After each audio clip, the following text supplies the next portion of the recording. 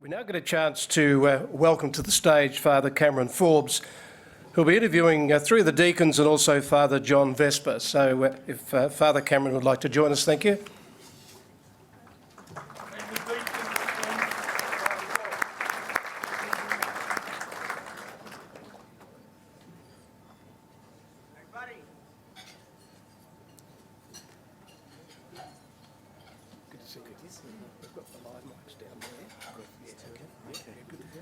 Thank you very much, Brian. I don't want this to be a solo performance, so could I ask to the stage as well Father John Vespa, Deacon Ian Vergel, Deacon Tuong Ngyuen, and Deacon Josh McDermid, please.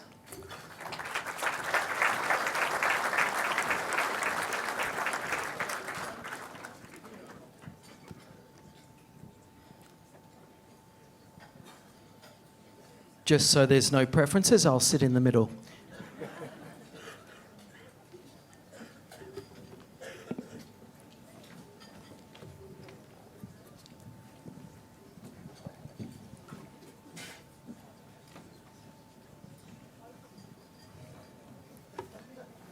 It's wonderful to be here for this special dinner on the 25th anniversary of the Priest Support and Education Fund Archbishop's Dinner. And this year it's been suggested that it might be a good idea to get to know some of those soon to be ordained and one who has already been ordained. Now, I hope this is not awkward or embarrassing for any of you, or more awkward or embarrassing than it is for me, because I'm going to pretend, even though I see you every day, that I don't know you, and I'm going to ask you some questions that I already know the answer to. So, who are you? My name is Father John Vespa. Thank you, Father John. Who are you? Ian. Ian? What am I going to ask you? No, you say. Tuong Ngyuen. Thank you. And? Joshua McDermid. And why are you here tonight? No, I'm not going to ask you that. Very good. So we're here tonight because ordinations are coming up for 3 deacons on the 20th of September. One amongst us has already been ordained. Does he know who he is? Father John, I'm just going to ask you, we'll talk about your ordination in a moment, but I'm just going to ask you firstly, what did you do before you entered the seminary? Okay, so previous to the seminary, after high school or during high school, I worked in hospitality for a number of years, working as a waiter originally, restaurant manager, pizza maker, and then I undertook a chef apprenticeship. And once I qualified from my apprenticeship from William Angeles, I went and travelled overseas for a number of years, living in London and in Italy, working in both of those countries before returning to study nutrition at university, which then I worked in a clinic with an integrative doctor and an integrative dietitian for a number of years then before applying for the seminary. Wonderful, thank you. And as a dietitian, I can assure you he keeps us very healthy. So thank you for that as well. May I ask, it's a personal thing, but it's special to each of us because everybody who's called to the priesthood is from a very different background. And it's, in my view, proof that God does call, that we all come from different places, different cultures, different professions and work as well. How old were you when you first felt the call to the priesthood? Okay, so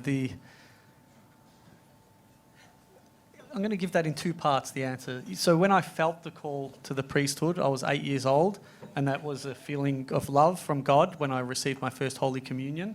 But then, on top of that, when I was 18 years old, then I was conscious of the call, and then I realised God was calling me to the priesthood, at which point then I started discerning in different ways.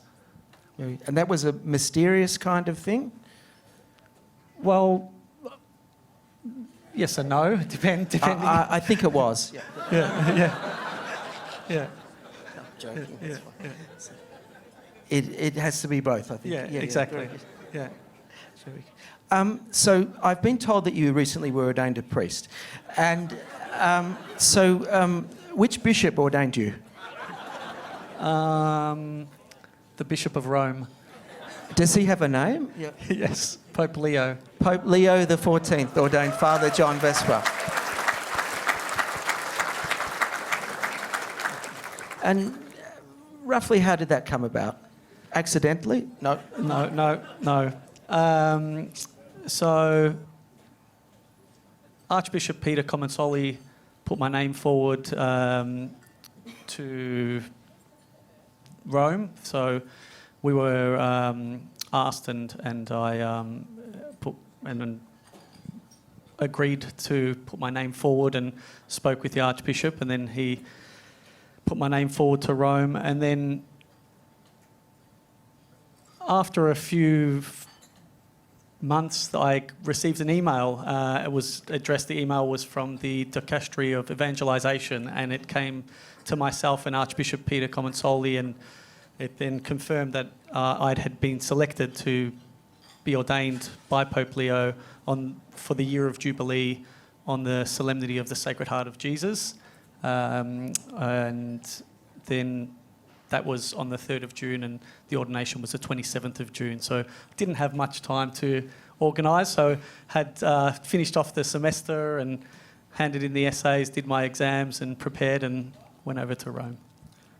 Wonderful. And it was wonderful because Archbishop Peter was able to attend, as was the Vice-Rector of the Seminary, Father Brian Nichols, myself and a few others who were in this room. It was a wonderfully memorable and special occasion.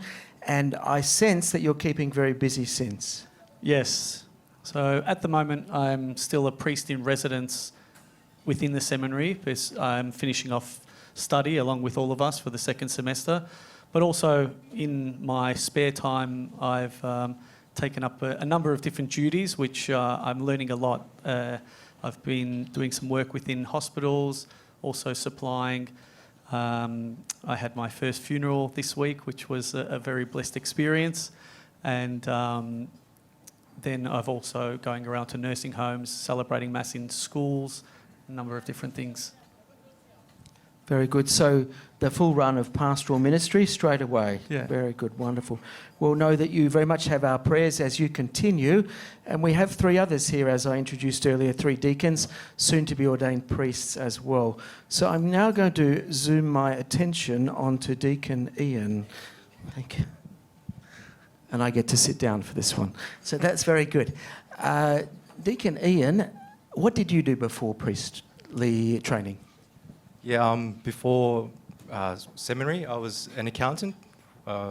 Studied there at university for 3 years, and afterwards worked in tax accounting for about 3 years.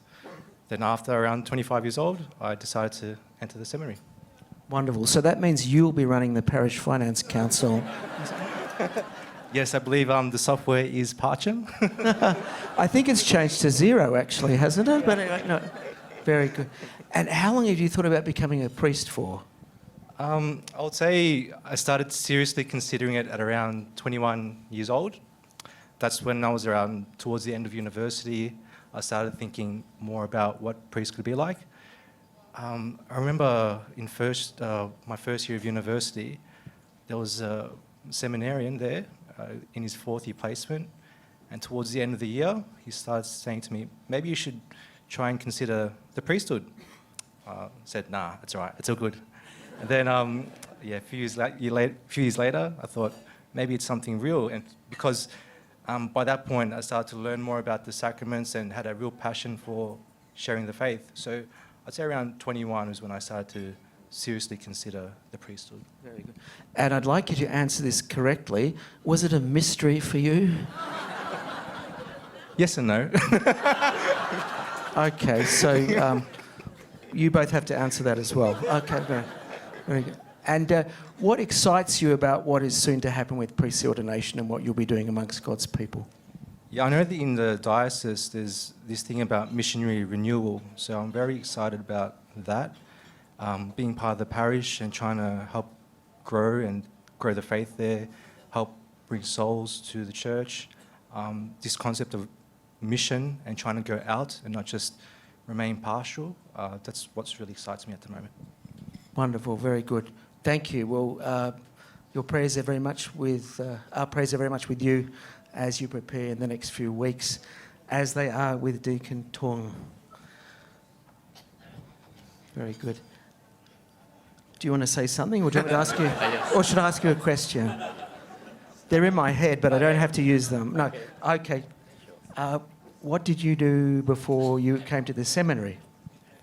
Prior to seminary, I pursued a Bachelor of Science in Agriculture, majoring in animal science. After that, I worked several years in a big farm that had livestock, piggery, and cattle.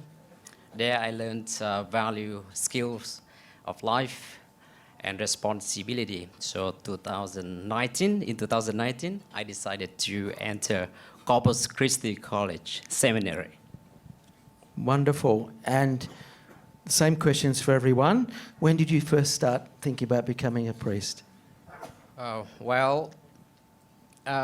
When I was 9 years old, my grandmother passed away, and I went to live with my grandfather, who molding me and nourishing me into the person I am today.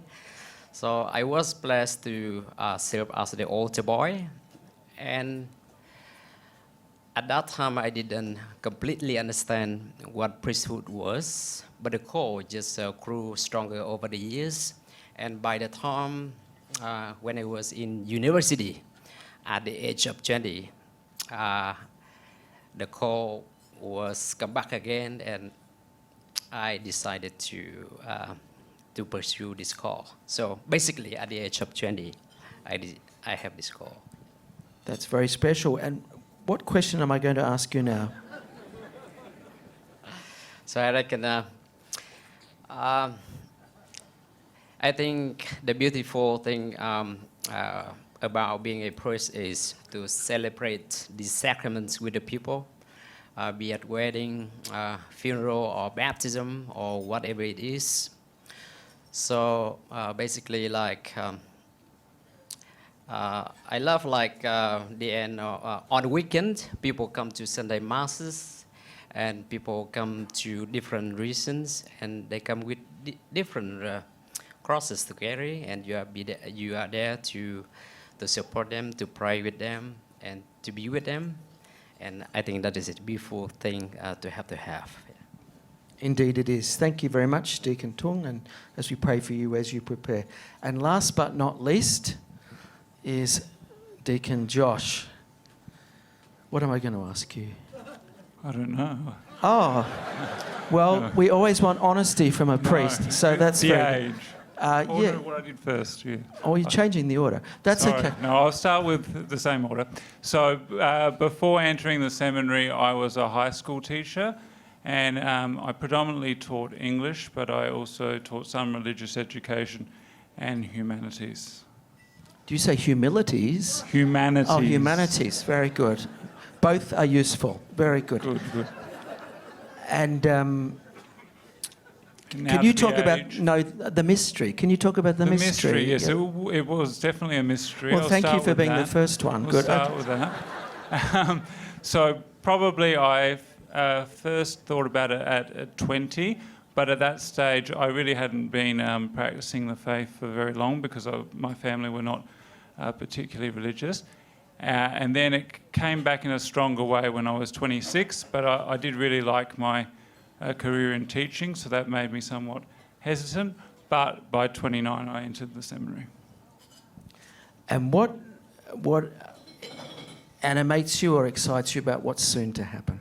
Well, I think they're pretty basic answers, but I'm looking forward to offering the Mass, to hearing confessions and helping people to experience God's mercy, and also to continue and build on the work that we've been doing as deacons in the parish context of serving God's people. Wonderful.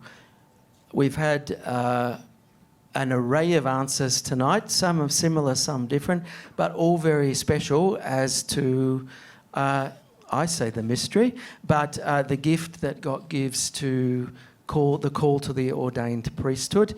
We have 4 very special men here tonight who we've heard from with some very special words, and also we thank you so much for your support, and we offer our prayers very much for your ministry. Thank you.